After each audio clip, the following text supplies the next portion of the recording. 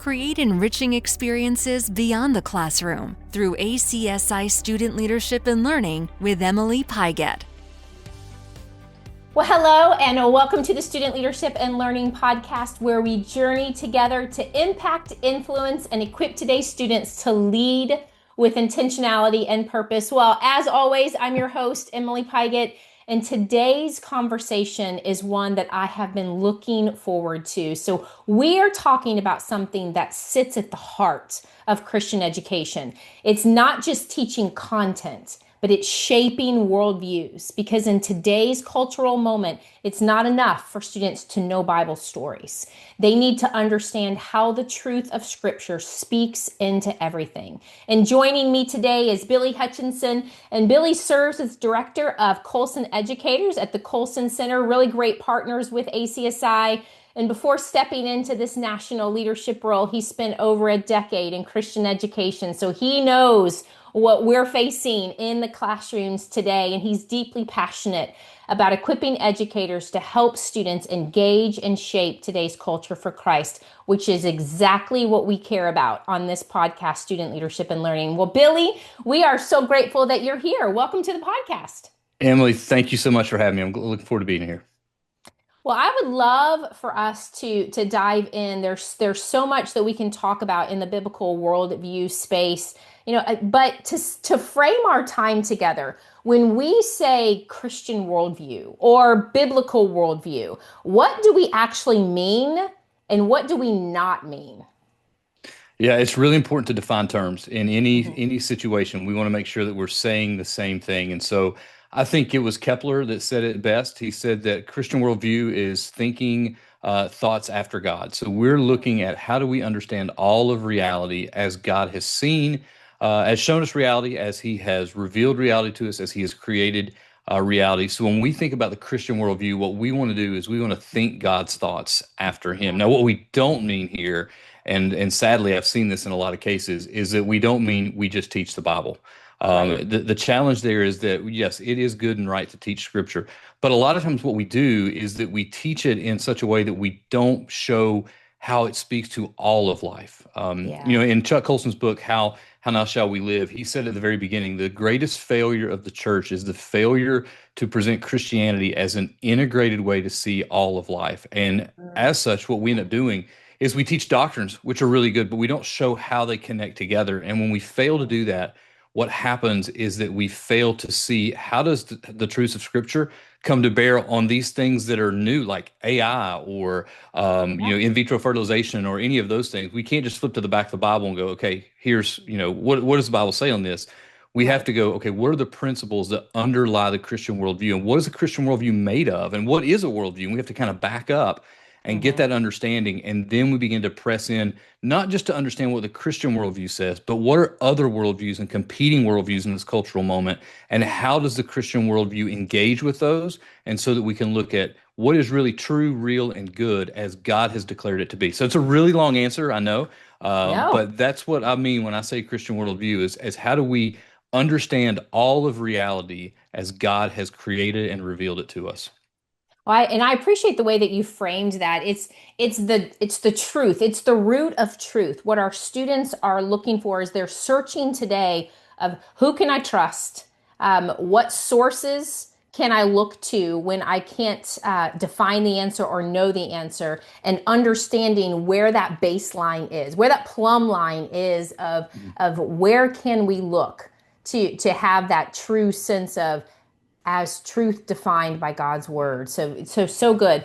Well, why does it matter today? So let's think about our generation of students today in the classroom. So very different than when you and I were in the classroom, and with the onset of Gen Alpha coming in on the scene, and they bring their uniqueness, as every generation does. But why is worldview formation especially urgent in today's students, particularly Gen Z, who is very different from Gen Alpha? Emily, that's a really important question. And the reason that it's so important is because everybody has a worldview. And what that means is that every content creator has a worldview. So that means every movie, every podcast, every piece of music, every piece of literature that they will read, anything that's happening, people are creating that from a particular worldview.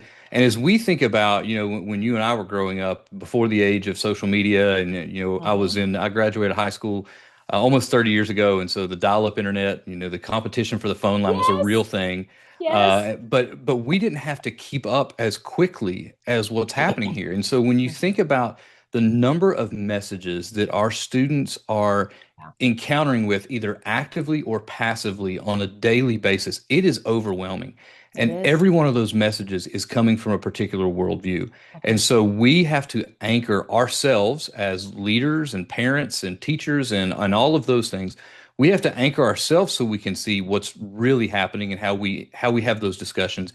But then we have to equip our students to be able to filter through the noise and see what is true and what is false. And then how do I know that it's true?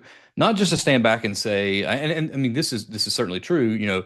God said it, I believe it, that settles it. Yes, that is true. But at the Yeah. same time, to be able to say, well, why are these things true? Because we live in an age where people don't make arguments anymore. They make assertions and people just run with it. And because they make those Mm. assertions, they fall to fallacies of authority and all these other pieces to where people think that because they're an influencer, what they say is true. We need to form students, and I use that word forming intentionally. It's a three-dimensional approach. Shaping Mhm. is two-dimensional. Forming is Mm. three-dimensional. At least an art teacher told me that once. And we Good. think about forming, we want our students to be able to think, to be, and to do according to the Christian worldview and know how to disseminate what's true, and I mean to discern what's true and what's false, and then how to live accordingly in light of that truth. So again, a worldview is knowing what God has said and what He's revealed about creation, but then formation leads to obedience to where we live in line with what God has said. I appreciate the distinction that you just made with formation, and haven't thought about that in that way, before, and it really helps paint a picture of the work that we're doing with our students in the classroom. And as you indicated, it's challenging today, and there are cultural shifts that happen at such a rapid pace. Which one should we be paying attention to as Christian educators? Because as you said, there's so much coming at us at once for our students and for us as educators. What, not that you're going to predict the future, but you can see the shifts coming. And so which one should we be paying attention to? Yeah, I think there's four that we're kind of dealing with right now. And again, when I was in high school, it was, well, how do we know the Bible's true? And that's Hmm. about it, right? So we weren't Right. dealing with a lot of the things we're seeing today. But if I were to think of the four that I'm really seeing as I work with schools, the first one is this rejection of objective truth. Now, Mm. we're kind of on the back end of that, and it's swinging a little bit because people have realized you can't live in a reality that doesn't affirm objective truth. Like Yeah. postmodernism said, there is no such thing as truth, and there's no basis of it, but we can't live. Last week, I live here in Huntsville, Alabama. The Artemis launch is a huge thing. Like, there's Yes. objective truth about what it takes to get that rocket off of the ground and all those Yeah. pieces. So we Right. see that they've really rejected the idea of objective truth, and they affirm the idea of like a personal truth. So they've moved from the truth to my truth and to live your Right. truth and all Right. of those pieces.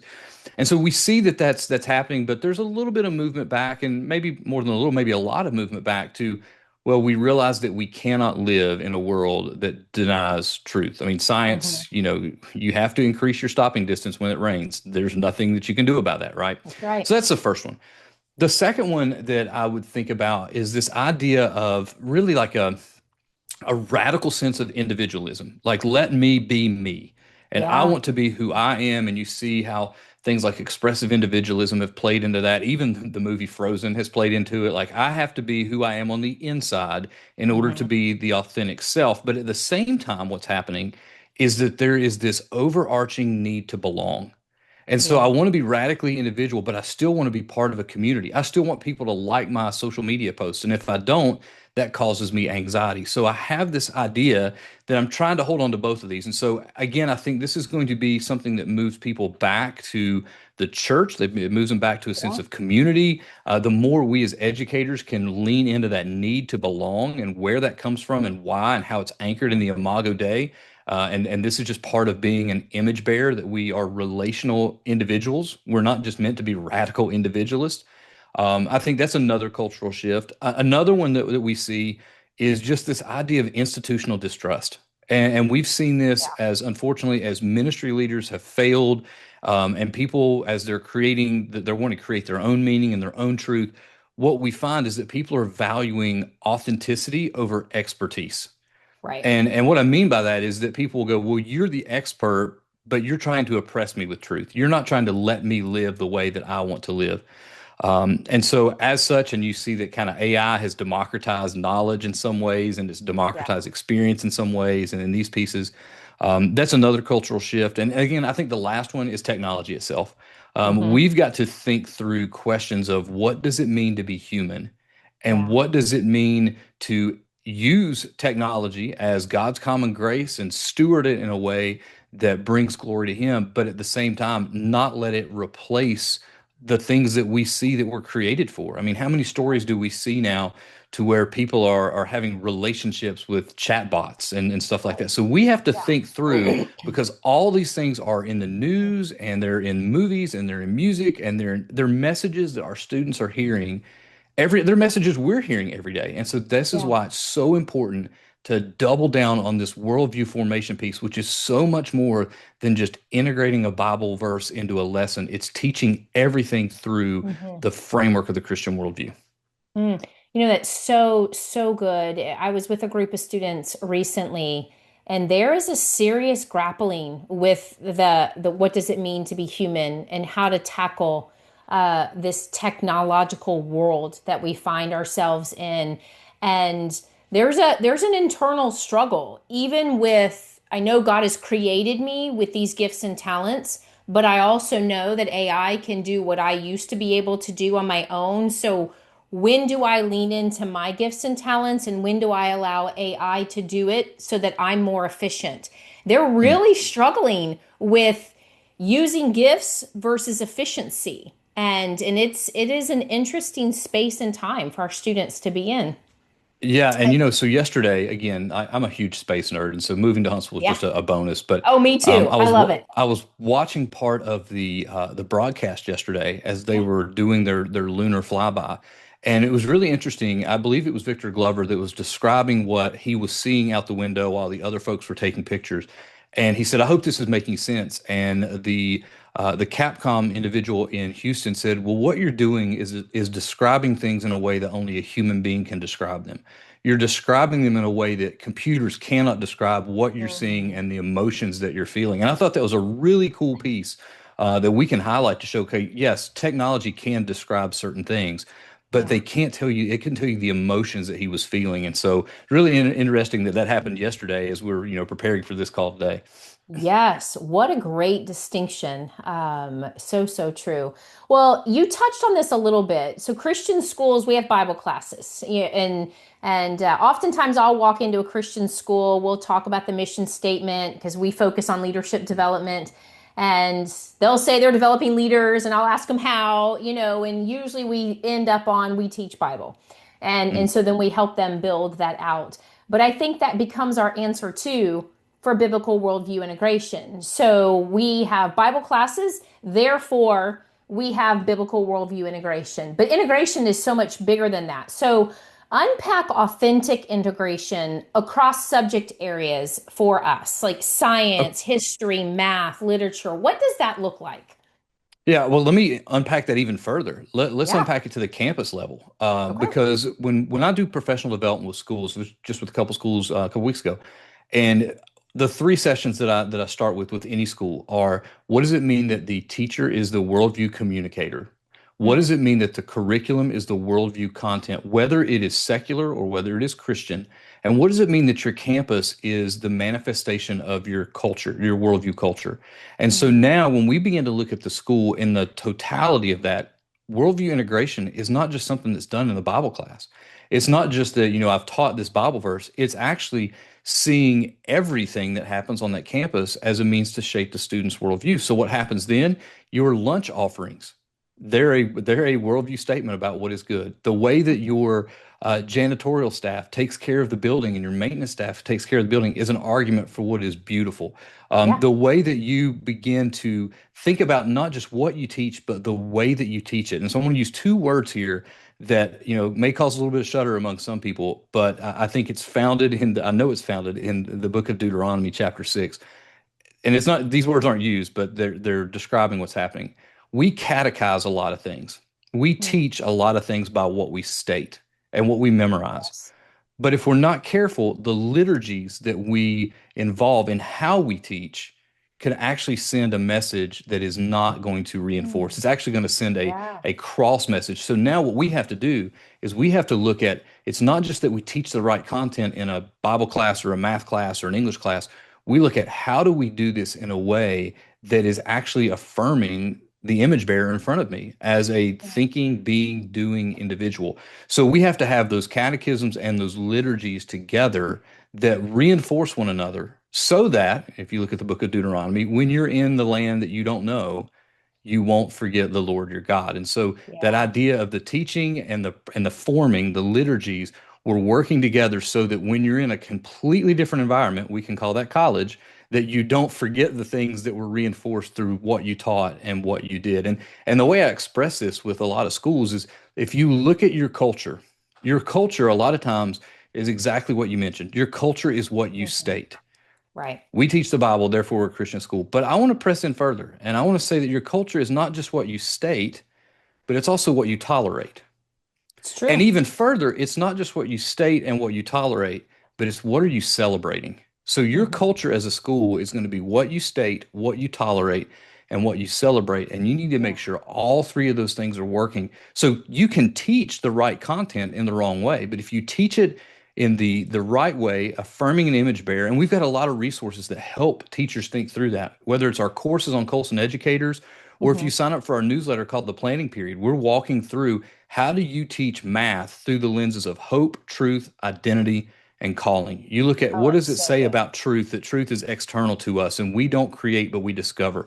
What does it say about identity in the fact that studying math, I wasn't a math major, but it cultivated Christian virtues like humility and admitting that I don't know Yes. what I'm doing, Yes. honesty as I am showing my work, right? Perseverance Yeah. as I'm working through those differential equations, like that type of stuff. And then Hmm. you think about the questions of calling. Like, how has math been used for good? And was Yeah. that really good? How has math been used for evil? How has math been used to restore? And so when you begin to look through those lenses of hope, truth, identity, and calling, Mm. then you can begin to teach these subjects and use the same subset of questions across a different school and now in different areas. And now you're avoiding what I've seen in Christian schools where you ask a question of what it means to be human, and the psychology class and the biology class and the math class and the anatomy class and the Bible class might give you five different answers. Right. That's right. That's right. So then how do we teach students not just what to think, but how to think Christianly? Because we're unpacking biblical world. We're at the core of it right now, in our conversation. So beginning to see and connect how this is coming together. But how do we move them along that journey from what to think into how to think? I think the first step, I know the first step is to teach them to ask good questions. And Okay. as they begin to ask good questions, then they begin to ask, well, why is this way? Like Mhm. we can ask those questions to seek understanding. Those aren't questions of rebellion, right? So Right. He doesn't chastise us for asking the why is this happening. The question is, who are you to allow this to happen? And we're going, wait a minute, Right. that's the question that we probably shouldn't be asking. And so when I was in the classroom, I had the opportunity to teach a really cool class. This is Common Grace through the College Board, right? The College Board had a class called AP Seminar. And in that class, at the end of it, part of the exam was that a student had to read something and they had to answer three questions. What is the author's main idea, argument, or thesis? Explain the line of reasoning and evaluate the quality of their evidence. If Okay. we can get students to do that in anything, whether it's who's the greatest basketball player of all time, or whether it is what is this, analyze this high level scientific research Yeah. document.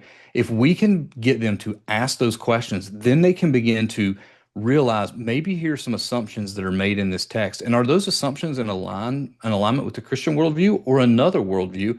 And how can they justify to make those claims? And so we begin to teach them, what questions do you ask so that you can begin to kind of peel back the onion, figure out what the worldview here is, and say, okay, well, if this is true, then let's follow this out to its logical inconsistency. So I'm hoping that somebody who's listening to this is not going, well, you didn't tell me exactly how to do it. No, I want you to ask good questions. I'm not going to Yes. tell you exactly how to do it in math. But if you notice the things I mentioned from the planning period, there's simply questions. How has Right. math been used for good? And then you begin to ask follow-up questions. Well, was that really good? Well, who said that was good? Was that really bad? Well, who said that was bad? And compare that to what you see in Scripture. I love that you just unpacked and modeled that for us, because that is something that as students are trying to discern, when do I use my gifts and talents and when do I lean into AI? What you just described can't be done with AI effectively. That asking in, that leaning in, and asking those questions. And so that was a perfect model and example of what we've already talked about. So, well, Yeah, and Emily, if I can add there, with yeah, when I was in the classroom and doing some training for, especially with English teachers, when AI came out, one of the ways that you can do this is you could have AI write a summary of the first chapter of To Kill a Mockingbird, and then have a student critique the summary. What is in oh here? What did yeah, they leave out? yeah. What biases are there? And so then it communicates to the students, I know what you can do with this thing, but then I also want you to be able to see, how do I engage with this in a way that I can identify those bias and those pieces. Hmm.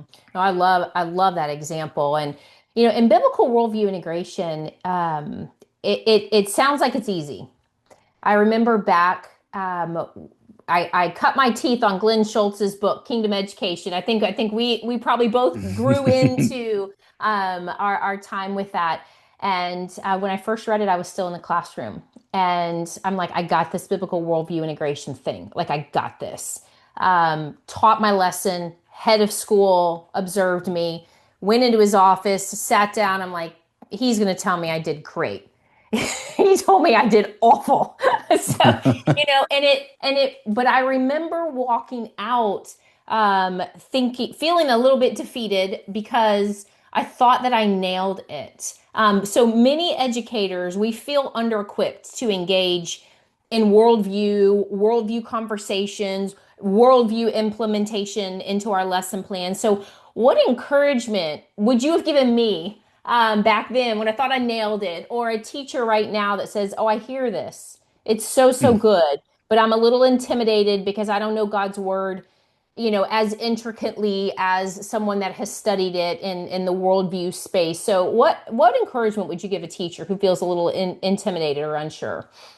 Well, one of the first things that I see, and I don't want to discourage teachers by any means, but just because you're not teaching from a biblical worldview doesn't mean that you don't have a robust, vibrant faith in Mm, Christ and love Him dearly. that's good. Sometimes it's just that you don't know what you don't know. Many of the schools that I work with, their teachers are teaching out of public school context, or they got their education degree from a state university, and so they're just teaching the way that they learned or the way that they have been taught, and that's okay until you realize, wait a minute, hold on, am I doing this? Is my liturgy matching my catechism? So, Right. if you don't know where to start, I think there's an old proverb that says the best time to plant a tree was 20 years ago, and the second best time is today. You That's can good. start today, and you can go to colsoneducators.org, and we have a number of courses up there. If you're interested in that hope, truth, identity, and calling framework, Mhm. we have a course called Truth Rising the Study Educators Edition, where Yes. John Stone Street, our president, he walks through hope, truth, identity, and calling. And then I piggyback on those videos with, how do we think through these in the context of the classroom? And ACSI gives us two Mhm. CEUs for that course. But Yeah. maybe you want to go and take our Worldview Formation 101 course or 201, Yeah. and it walks you through, what do we mean by worldview formation? How do we shape lessons? And then how do we do this across different disciplines? And the best part about this is they're all free. All those courses on colsoneducators.org are free. You don't have So to pay good. anything for them. We're going to continue to offer those for free. And then you guys on ACSI end, you all are so gracious in giving CEUs for those things. And so you can actually use Worldview Formation 101 and 201 as part of your Christian philosophy of education checklist that you guys have established. But if you're at that level and go, Yeah. I want something deeper, well, then we've got this thing called the Colson Fellows Program. And one of the things Yes. that we're so excited Yeah. about is that we're now opening that up into schools. And so we have launched what we call the academic affiliate of the Colson Fellows Program, to where if you're a commissioned Colson Fellow, or if you're a head of school and you've got a commissioned Colson Fellow on staff, and you want to walk your faculty or members of your faculty that have the capacity through that 10-month deep dive into Christian worldview, you can do that. And we've got significant discounts for you. You can learn all about that by going to colsoneducators.org. There's you scroll down, my picture's down there. You can hit contact us, and we can have a conversation of how we can serve your school through either the Colson Educators courses or through the fellows program at a much deeper level. And what's really cool is maybe 2, 3 weeks ago, we just heard word from our partners here at ACSI that if you do the fellows program and that teaching practicum is done within the context of your classroom, that fulfills your Christian philosophy of education component. And that is a huge win for educators. I mean, that's some good news because I read all the big, thick books back in the day and wrote the 10 plus page paper. But this is such quality, in-depth content. If this was around when I was going through, this would have been something that would have been priceless to me as an educator. Because shoring up our own foundation before we step into this arena with our students who are just grappling with all that's coming at them so quickly. And we're in Christian education because this matters to us. We That's right. care deeply about the spiritual formation of our students. And otherwise, we'd be in a different profession, making a whole lot of more money. But we're in this because we care so deeply about this. Now, we've spent a lot of time talking about our teachers, but in a school, as I moved from the classroom and then I moved into administration, let's talk about the role that the leaders play in cultivating that culture of worldview integration and how it's not optional. And how do we, as a leader, embed this into the DNA of our school? We say best practices is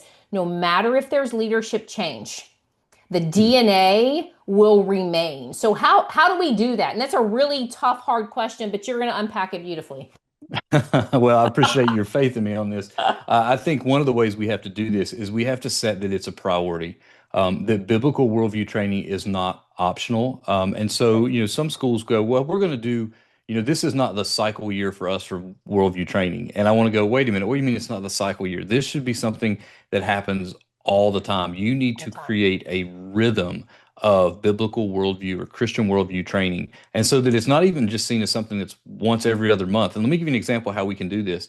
For a couple of our courses and more to come, we've created resources to where you can work through as an institution and do Worldview Formation 101 with your staff in 15 minutes a week.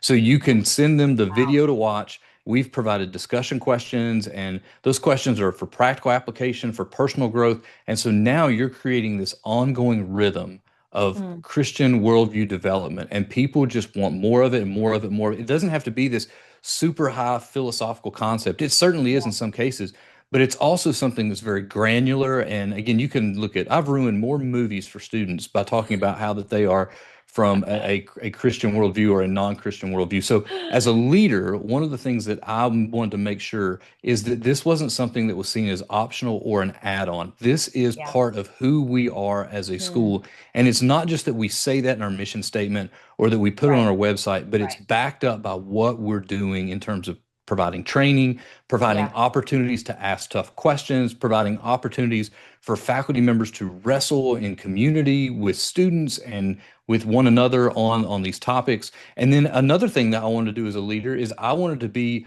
transparent enough to say, okay, here's what I'm reading right now. Here's what I'm learning right now. Here's how I'm moving forward.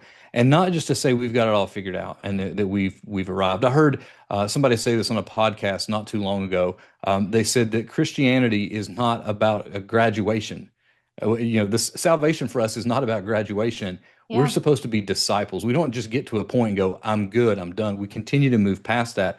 And so as a leader, the leadership team needs to show how they're invested in their own worldview formation, and then how they're going to invest in their staff members.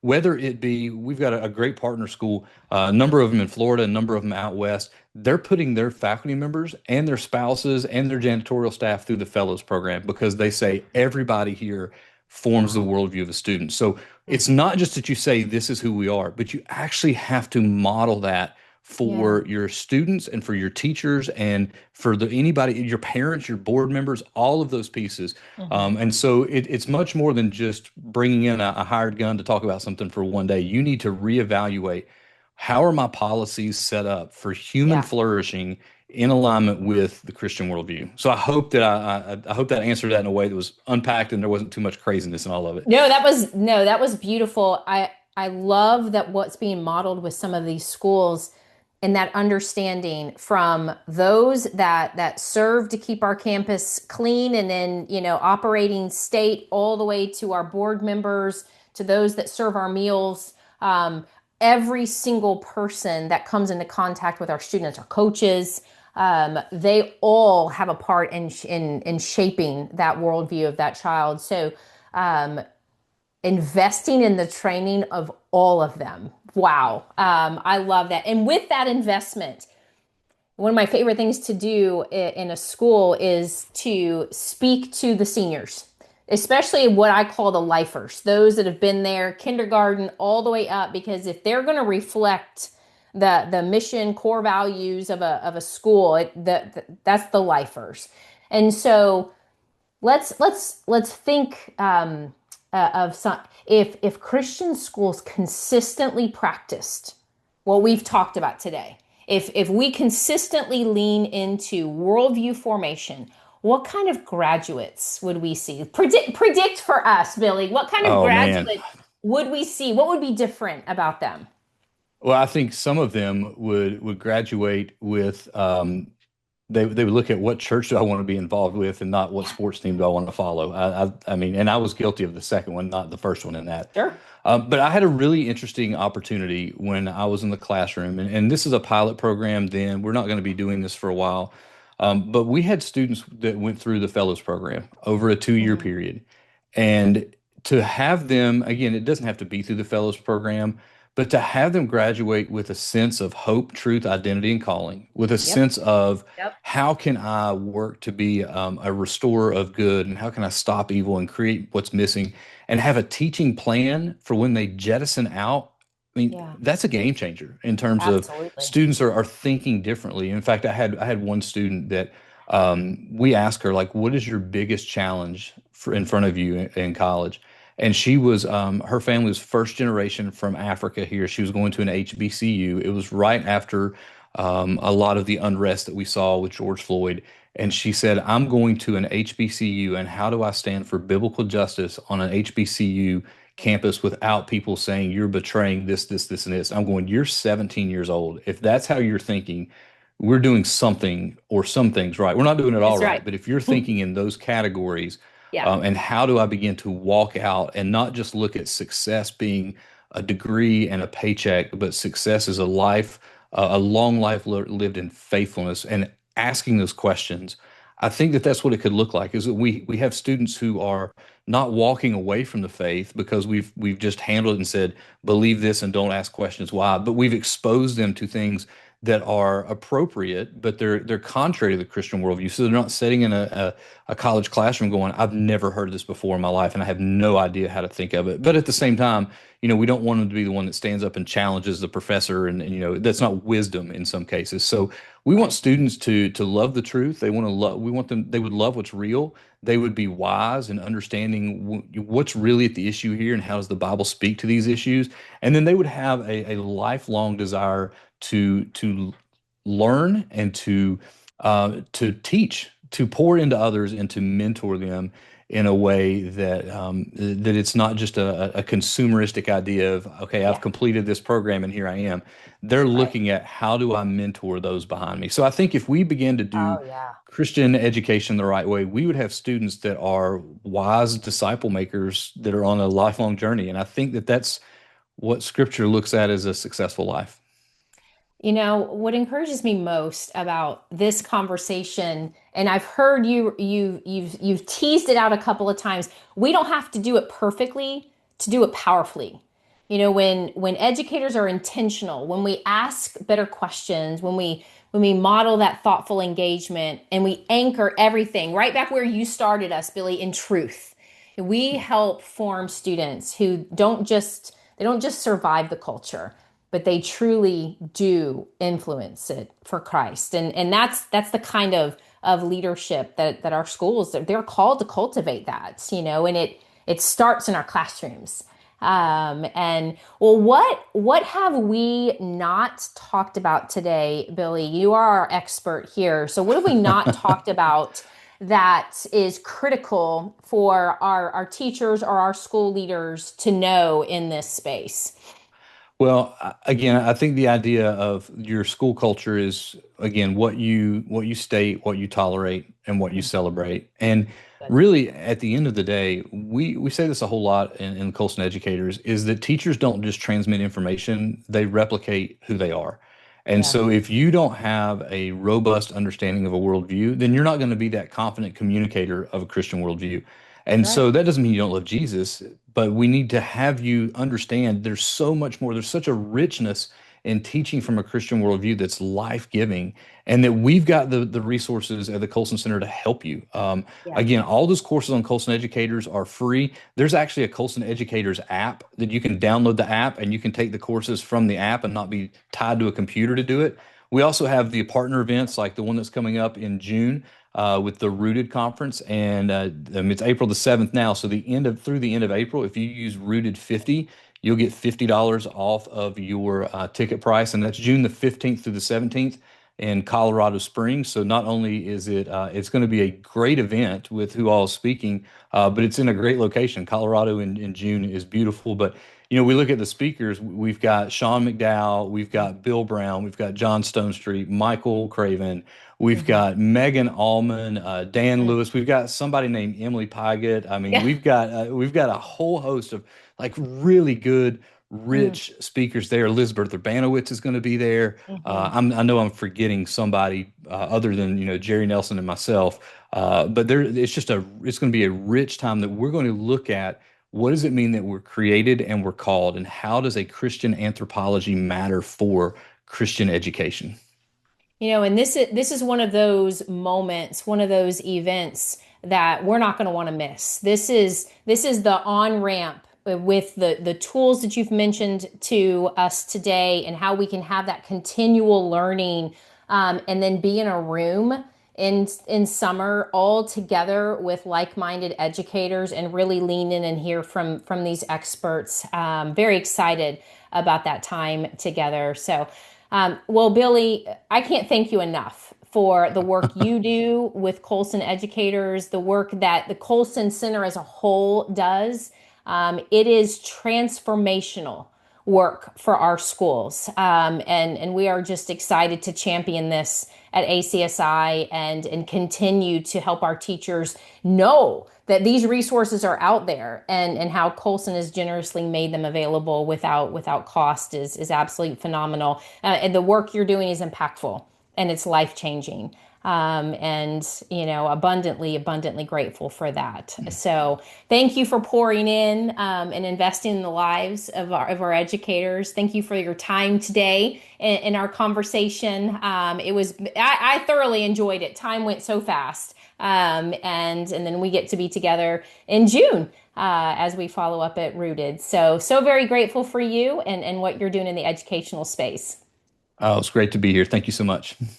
All right. And as always, as a reminder, what you do matters every moment, every day. You in the classroom, and you as a school leader, you are the difference makers, and our students are worth it. So we'll see you next time.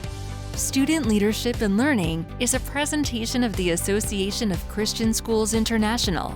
Create enriching experiences beyond the classroom by visiting acsi.org/studentleadership.